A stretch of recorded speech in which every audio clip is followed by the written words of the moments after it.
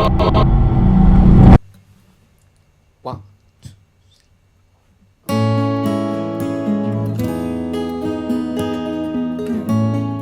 I am a firm believer that the greatest works of art are made under the tightest of restrictions.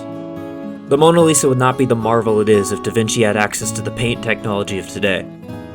Video games to me are the ultimate blend of visual, musical, and literary art, and they are always far more interesting with restrictions. It's Obra Dinn telling an unforgettable story in an amazing way while limiting itself to 2 colors. It's Shimakura making the Pokemon trading card game soundtrack on a Game Boy with 3 bloops and a noise channel and coming out with this.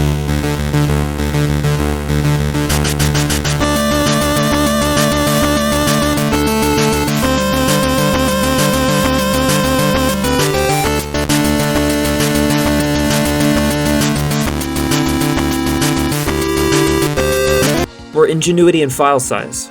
Rare's David Wise using a wave station to sample individual waveforms to conform to the Super Nintendo's file limitations, and still leave room for a full game. It's Shadow Wizard shit. Or even in time constrictions. Super Smash Bros. Melee, an accidental competitive masterpiece, was made in 13 months. Or Mega Man 7, a contender for best music and bosses in the classic series. 3 months. Necessity is the mother of invention. Look to your predecessors. Pixel art, color palettes, polygon count, memory size limitations, tracker music, aspect ratios. There were, are, and will be developers out here flourishing with the computer equivalent of sticks and stones. For example, Nitrome.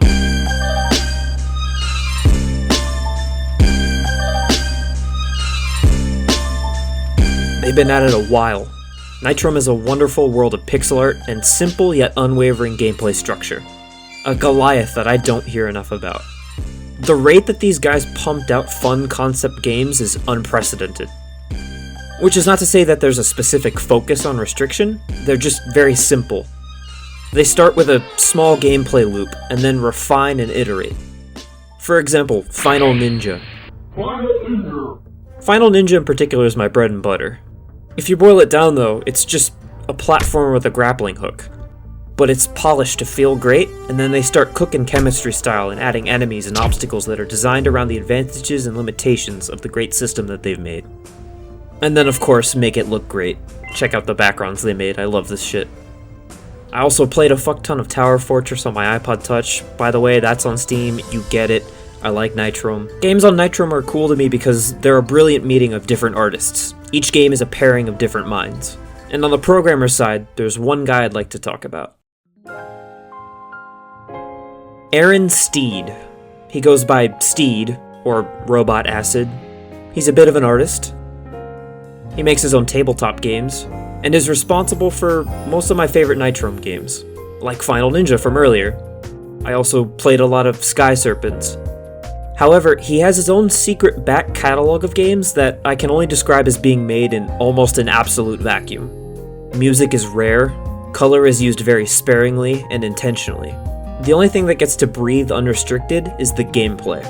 A turn-based platformer about bonking your head. VVV, but you have a plunging attack.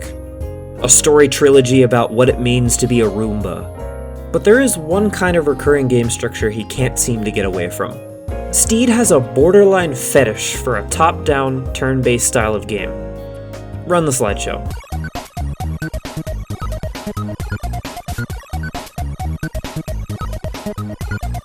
A tweet about his newest game, Swap Mouse. He had to specify, surprisingly not a roguelike this time, if that's any better understanding.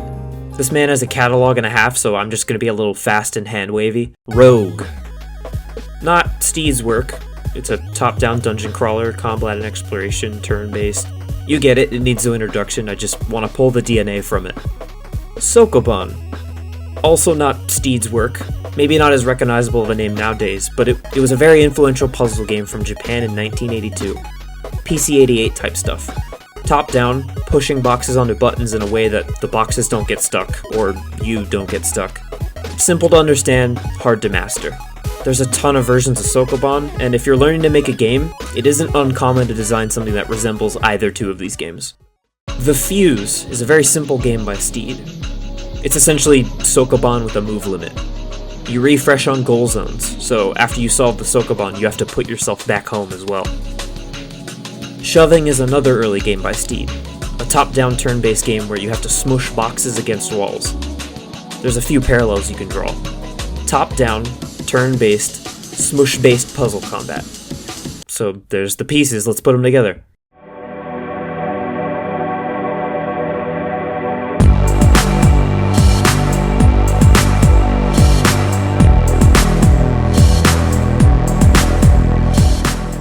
Ending is a triumph of minimalism. A fruit salad type game, something that you can see each part individually and understand, but it only has identity together. So simple that we don't even need a title screen. Every piece is so simply made that it can be understood almost immediately upon introduction. But just like chess, there is a near infinite number of permutations. Watching all the little pieces operate as a whole is magic. It's like the same appeal of watching an ant farm. But the slightest sense of dread when you realize that you're participating? Hold a pin on that.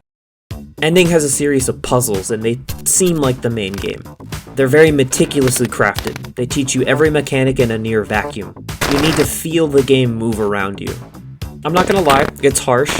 There's no tutorial, no text, only pure and unfiltered trial and error. Then once ideas start building on each other, your responses start to become instinctual. Breaking things down and digesting. They start you off simple. Get to the ending, here's some walls, you can break these ones, but not these ones. Then squares with tabs. If you move in front of them, you die. The idea is to maneuver around them to a point that isn't tabbed and whack them. Oh, fuck. But that's easy, right? Just a little guy, he can't even move. Another important lesson that doesn't make you feel stupid. You don't need to take every battle. That's fine now! The one-tab boys, moving and grooving. You have to bonk them while their prong isn't facing you, so then try strafing around them, or timing your bonk with their turn cycle. Once you realize that they need to take an extra turn to turn, so in turn you turn them into a turn? What? You muscle memory how to back up and take advantage of that. Then there are two prongs that can only move along one axis. If they are on your turn cycle, you can take them out, but if they're desynced, you'll have to dance around them for forever. You need to hit something in order for your turn cycle to match. This is also applicable to 4-prong guys, but the fact that they have full range of motion means that you have to maneuver whilst you hit. It's quite easy to paint yourself into a corner accidentally. As I like to describe it, these guys can wear a few different hats. First is a wall. They move how you'd expect them, but they can't kill you outright, but neither can you kill them. Their goal is to smush, and be annoying as fuck. You can see the DNA and iteration of shoving here. They can only be taken out with bombs, which is the next hat that these guys can wear. Killing a bombed enemy blows up the adjacent 3 tiles, allowing you to break walls and walled enemies, or other bombed enemies, which in turn they blow up, and this can lead to great spectacle. Or suicide if you can't sight read a bomb that is targeting the square you're in. The last hat is a spawner. Spawners can spawn any shape of enemy every 4 turns, either regular or explodo mode. And then there's some niche oddities. Friendly clones that copy your movement and attack with you. Corpses of yourself that you can swap places with. Walls that grow like kudzu vine. Not only do these things interact with you, they also interact with each other, and you get a glimpse into the actual enemy of the game. Space. Or rather, a lack of it. In a sense that, with such constricted space, even the enemies have a hard time navigating. The more you squeeze though, the more juice you get, as they say. I don't know who they is, it just sounded nice when I wrote it. Constrictions require you to plan ahead and be creative in approach. Repeat things over and over and take notes. Moving in this specific way doesn't work, but this way does. Why? I don't know, figure it out, asshole. Okay, training wheels off. The real game is a roguelike, a progression of difficulty while moving through zones, using everything that you've learned up to this point to see how far you can go. Each new highlighted room is an increase in difficulty and a progression toward the ending, but if you don't like what you see, you have 3 other rooms to re-roll. It's like a game of catch where the game is throwing everything it can think of, and you're throwing back every last lesson you've learned. But the game keeps getting angrier and throwing bigger and bigger shit, and even some things you can't learn a lesson for. But that in and of itself is a lesson. The hardest lesson there is. Sometimes shit just doesn't work out. There is no answer. No matter how much you kick and scream, shit won't change for you and there is no solution. Sometimes, The game was rigged from the start. this game is hard and it will not let you forget that. Ever. Hold that thought, me. This was supposed to be like an inspirational rant to distract you from the fact that I never beat this game, but it went on for like a full minute. Not only that, I ended up beating the game while I was making the video.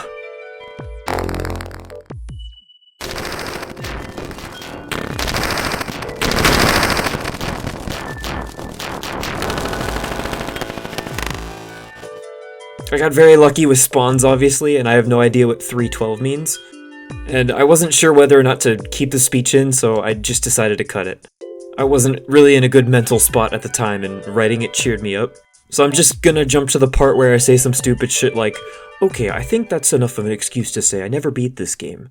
Okay, I think that's enough of an excuse to say I never beat this game. I've played it a lot, but I never got there. I still try. I can't say every attempt is with intent, but there is at least one good one in me whenever I boot this game. I'm pretty sure there is an end. A couple things I really like is that the turn counter is baked into the player icon. You'll notice that as I move around, I lose a pixel each time. Shades of Fuse. The sound design is great. Every type of move makes an easily identifiable sound, and the lack of music allows for some of your own good thinking music.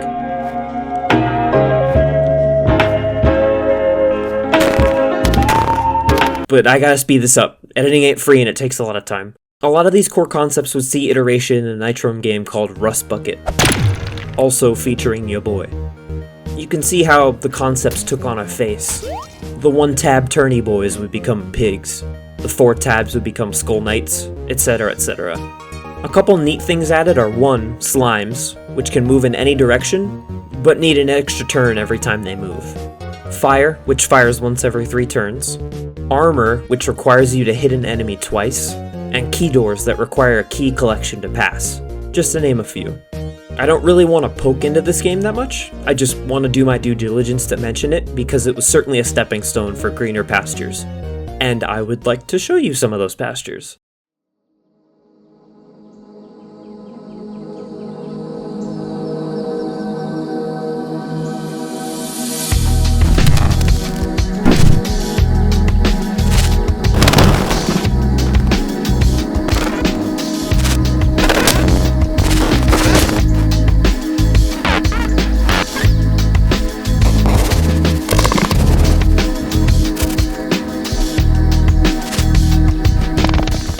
Unending will open your third eye, to the point where I'm not entirely sure where to start. First, like all good sequels, it builds off the original. Like, all the way. The first game is fully playable in Unending, on the list of dungeons. Unending has a great new coat of paint though. Subtle cream orange and blue. A bit portal coated, but it's nice. What really starts to spin your gears though is the new stuff. Things have carried over from Rust Bucket, like keys, slimes, and armor.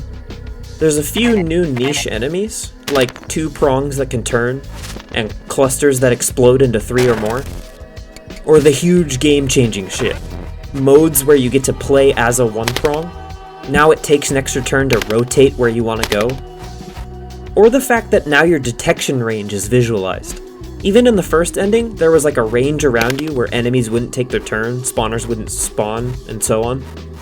The fact that you can now see the range makes stealth a viable option, either by luring enemies out one at a time, or avoiding problems altogether.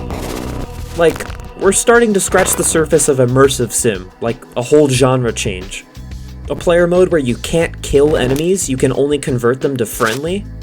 This allows for great moments like bait and switching your friendlies just to convert tougher enemies, or accidentally converting the goal itself into a friendly so you can't complete the level anymore. Hooks are just the right amount of chaos to be fun, like accidentally strapping a bomb to yourself, and then realizing that the bomb is friendly and now enemies will target it. Or realizing how hooked enemies are an instant game over because trying to attack them causes a swap. Are you lost yet? Good. Unending is cacophony, in a beautiful sort of way. It is unconquerable. You seem to never get an angle on what's happening. I want to show you a later level of Unending mode, and I want you to truly see if you can tell me what the fuck is going on.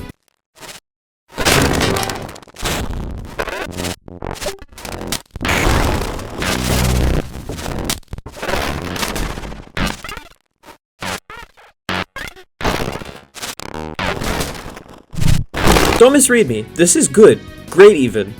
Everything is taught in puzzles very well, and there's a lot of elements to consider. Later stages start taking like a full minute of trying to strategize pre-moves. The infinite undos of some dungeons ensure that you complete a stage as you figure it out. It's good for saving time. And I'm a big fan of said dungeons. They all have a great feel. You have Ending and Unending, which are a great foundation and expansion respectively. But then you get great gimmick dungeons, like Worm, where you get to build a giant snake as you progress. Or Dark, which introduces a fog of war. Sweepers is a constricted, methodical slow burn. Much like sweeping for mines, one false move and you're done. You need to poke and prod. The limited detection range ensures that moving once away from an enemy, that you can escape. But this primes them, ensuring that their next move is fully understood. So you play around that and you bait out and conquer, I don't know. This shit is perfect to put on some macro blank or some shit and just zen out for a short while.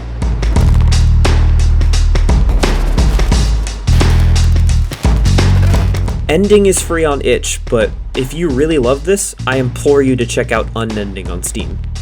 Easily some of the best $5 I've ever spent. Or it's on itch, DRM free, baby. If you like chess puzzles or traditional roguelikes, I highly recommend. I don't know how to write outros. I feel kinda fly, standing next to you. Baby girl, how do I look in my do-rag? Would you tell me the truth? Stay with me and love me through the night. Endlessly, I'ma keep on my chains when I'm making love to you. Hold me close and let me squeeze you tight.